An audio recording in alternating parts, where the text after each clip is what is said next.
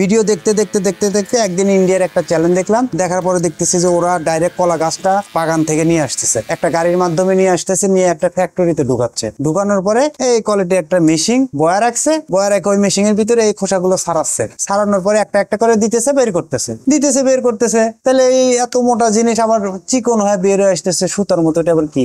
একদিন আবার ঘুরতে ঘুরতে আমি যাই, মনে করেন যে একটা বাগান থেকে একটা কলা গাছের এরকম একটা ঢোঙ্গা নিলাম, নিয়ে মনে করেন যে এটা নিজে বাইরে এলাম। কিছুক্ষণ পাইরানোর পরে এখান থেকে মনে করেন যে এই সুতা ধরনের আঁশ বের হলো, এই যে ভিতরের যে আঁশগুলো এটা বের হলো। এটা বের হওয়ার পরে তারপরে আরো ঘষতে এটার উপরে এরকম সুতা বের হলো। বের হওয়ার পরে এই সুতাটা আমি একটু হাত দিয়ে টান দিলাম, টান দিয়ে দেখি যে ভালো শক্ত, মানে আমাদের যে সুতা নর্মাল সুতা যে সুতা সেই সুতার ওই সেম কোয়ালিটির এরকম শক্ত। তাহলে দেখলাম এটাতে কিছু করতে হয়, আরো রিসার্চ করলাম। রিসার্চ করতে নিজে একটা মেশিন তৈরি করলাম। এর ভিতরে আবার মানে একটা মেশিন তৈরি করার পরে এর ভিতরে চায়না থেকে আমার নক করলো, আমাদের বাংলাদেশি নক করার পরে আমার সাথে বললো যে ভাই আমি আপনার এই ফাইবার গুলো আমি নিতে চাই। আমি যখন সুতা বললাম, সে আমাকে বলতেছে ভাই এটা কখনো বলবেন না, আপনার এটা সুতা না, এটা হচ্ছে ফাইবার। আপনার যেটা তৈরি করছেন বা যেটা বানাচ্ছেন সেটা হচ্ছে ফাইবার। এটা চায়নাতে প্রচুর পরিমাণ চাহিদা, আপনি কত টন দিতে পারবেন মান্থলি, মাসে, আমাকে সেটা বলেন। আমি বললাম যে ভাই আমি তো শুরু করছি মাত্র,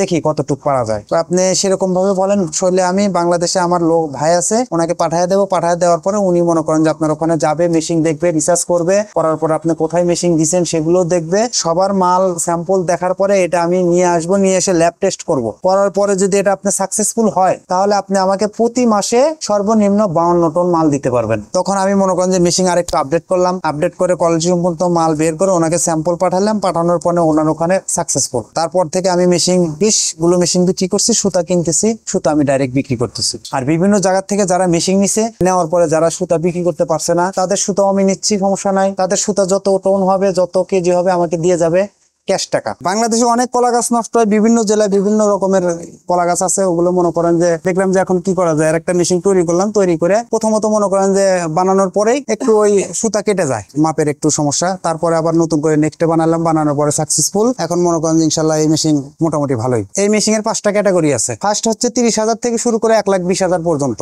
আপনার মোটর সহ। আর কিছু কিছু মেশিন আছে মোটর ছাড়া। এটা তো আমি মনে করেন যে বানানোর পরে চিন্তা করলাম যে যেহেতু কলা গাছগুলো নষ্ট হয়ে যাচ্ছে, এই কলা গাছের সুতাটা বের করার পরে এই সুতাটা কি করা যায়। আপনার হগলা রশির কাজ চলে, অনেক কিছু কাজ চলে, পাটের কাজ চলে, কিন্তু এই সুতাটা দিয়ে কোনো কাজ চলে কিনা আমি রিসার্চ করতে বাইরে ওই চায়নাতেই মনে করেন যে এই সুতাগুলো নিচ্ছে। ওরা এই সুতাগুলো নিয়ে ওরা কেমিক্যালের মাধ্যমে এটা গলাচ্ছে, গলানোর পরে অরিজিনালি সুতা বের করতেছে। এই সুতার দেশে চাহিদা মোটামুটি আছে, আবার নাই বলতে নাই, বিদেশে অনেক চাহিদা। আপনার একটা মেশিনে যদি সে সারা মাসে মনে করেন যে 1 টন সুতা দেয়, আমার যেরকম ধারণ ক্ষমতা, আমার যে পার্টি মাল নেয় উনি মনে করেন যে 52 টন করে এই সুতা আমার কাছ থেকে প্রতি মাসে নিচ্ছে। না, এটা তৈরি করলে কোনো লস নাই। আর মেশিন যারা নিবে তাদের জন্য মনে করেন যে কলা গাছ যাদের আছে তাদের এই ব্যবসা, তার বাইরে ধরেন 200 আছে 300 আছে তাদের চলবে না। আর আনারসের ফাইবারটা এটা মনে করেন যে এটা বেশি চলে, ভার্সন ওটা আনারসের ফাইবার। এটাতে শুধু কলা গাছের ফাইবারই হবে, আর ওটাতে আনারসের ফাইবার। যেরকম আপনার মধুপুর এরিয়াতে মনে করেন যে আপনার আনারসের